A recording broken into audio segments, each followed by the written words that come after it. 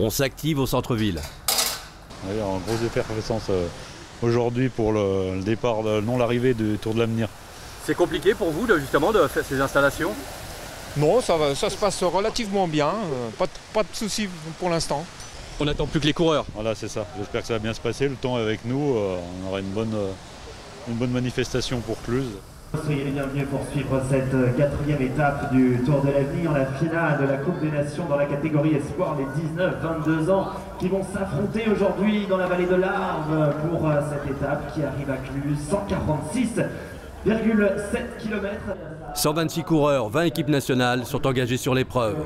Mais en attendant leur arrivée, l'heure était à l'animation. Allez, on applaudit, messieurs, dames! 2 minutes 30!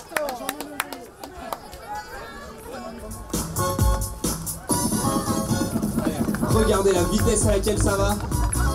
Et là, faut pas se rater. Hein. On n'est jamais à l'abri de l'erreur, mais là, ça va vite et ça passe super bien.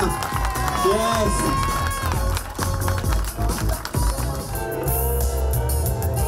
Faire un pont pour de bon, livrer ton prénom, le traverser pour t'embrasser.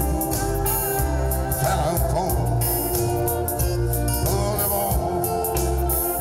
Et le sprint qui est lancé par Mats Burt Smith et une nouvelle victoire de la part de l'équipe nationale du Danemark. Le peloton qui va se disputer les places d'honneur. Un peloton emmené notamment par l'équipe nationale de Colombie. Et c'est le meilleur sprinter en personne, le champion d'Italie en personne, qui va tenter d'aller chercher des points précieux. Très intéressante dans la mesure où c'était la première étape vraiment où il y avait de la moyenne montagne. Et on s'est aperçu tout de suite qu'il y avait déjà des écarts importants. Et puis on a ce coureur qui arrive, que personne ne connaît trop, qui est un Chilien, qui est le premier coureur point d'Amérique du Sud qui porte un maillot jaune. Et ça, c'est génial. C'est vraiment l'ouverture du cyclisme. Et en plus, avec cette idée de jeunes, quoi, parce qu'ils ont moins de 22 ans. De la ville de Cluse, c'est un événement historique, c'est un moment d'anthologie dans l'histoire de ce Tour de l'Avenir. Vous êtes tout simplement aux premières loges, les premiers spectateurs de cet événement historique. Il est chilien, il porte les couleurs du Centre mondial du cyclisme, échappé dans l'étape d'Arbois, qu'il a terminé à la 3e place. Écoutez de nouveau les applaudissements du public de Cluse pour José Luis Rodriguez.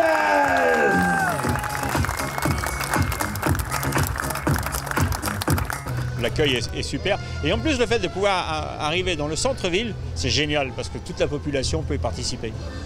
On est devant l'hôtel de ville, ça veut dire qu'on a voulu que la fête soit au cœur de la ville, soit avec la ville. Il y a toute une animation aujourd'hui.